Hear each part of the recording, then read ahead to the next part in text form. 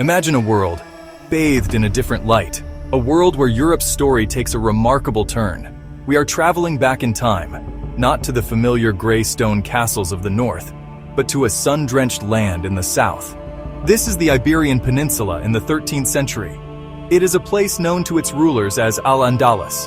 Here, for centuries, a unique civilization has flourished, a fusion of cultures, a beacon of learning. The air itself seems to hum with a different energy. It carries the scent of orange blossoms and the distant sound of a lute. This is not a simple story of conquest. It is a far more complex and beautiful tale. Worlds collide not just with swords, but with ideas. The Umayyad Caliphate, expanding from Damascus, brought its faith, its language, its artistry to this westernmost edge of the known world. Desert traditions of the East met the ancient roots of Iberia. They mingled with the Visigothic heritage and the vibrant intellectual life of Jewish communities. The result? Something entirely new. Set the scene, the 1200s, a time of great change and tension. High on a hill overlooking Granada stands a monument that has captivated the human imagination for centuries. The Alhambra, Alcalá Alhambra, the Red Fortress. Not merely a fortress, a city within a city. Palaces, barracks, offices, royal apartments. Begun by the Nasrid Emir Muhammad I in the mid-13th century, it would become their crowning achievement. Inside, stone dissolves into a world of intricate light and ornament, architecture as poetry. The Court of the Myrtles, a long still pool reflecting sky and arcades with perfect symmetry. From one quiet court we enter the Court of the Lions, the heart of the private palace. A fountain rests on the backs of 12 stylized stone lions, a rare figurative sculpture in Islamic art. Water flows through 4 channels, dividing the court into quadrants, the 4 rivers of paradise. Above Muqarnas, a canopy of crystalline stalactites, defy gravity and fracture the light. Every surface is a text, friezes of botanical motifs and calligraphic verses woven into the walls. One phrase repeats, "There is no victor but God," a humble reminder amid splendor. Beneath the plaster, zellige, geometric tesserae, form vibrant, seamless tapestries of color.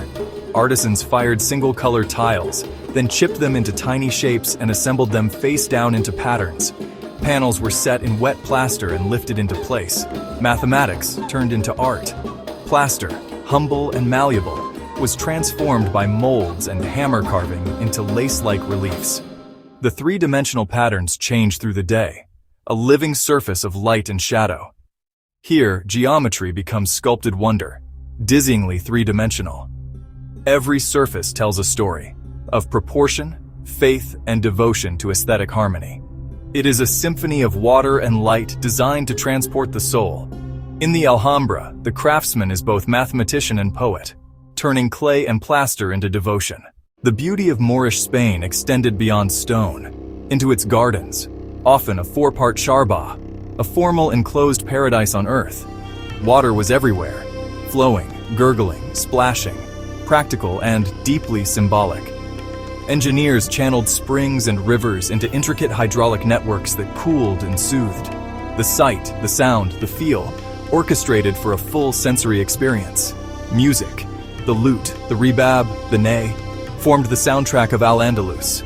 Poets recited verses to lute accompaniment. Music and poetry were inseparable. Figures like Ziryab revolutionized music and courtly culture, introducing new instruments and styles. Markets teemed with goods, silks from the east, leather from North Africa, spices from distant lands. One lane for coppersmiths, one lane for leather, one lane for bookbinders and craftsmen. Storytellers gathered crowds, merchants haggled. The souk was the beating heart of urban life. Beyond the market lay the quieter world of learning, vast libraries and madrasas. Students studied theology, law, medicine, mathematics, and astronomy, a comprehensive curriculum. Physicians like Albucasis produced surgical encyclopedias used across Europe for centuries. Homes looked inward, a plain exterior opened into a private patio, shade, water, and greenery. Family life centered around the courtyard, eating, socializing, passing down craft and memory, a small personal paradise carved out of the heat and bustle of city life. Melodies of Al-Andalus would echo down the centuries, in Andalusian music and eventually flamenco. The passionate, mournful tones of flamenco carry complex rhythms born of that cultural fusion. Gardens, fountains, and music together created refined, multisensory pleasure, the hallmark of Andalusi life. One of the most remarkable aspects of Al-Andalus was la convivencia, periods of relative tolerance and cultural interplay. Muslims, Christians, and Jews lived and worked alongside one another, exchanging ideas and texts. In cities like Toledo, scholars translated Greek works, Plato, Aristotle, Euclid, from Arabic into Latin. Arabic translations, themselves preserving Greek knowledge via Baghdad, became the bridge to the Renaissance. Thinkers like Maimonides and Averroes wrote in Arabic, shaping philosophy and law across faiths.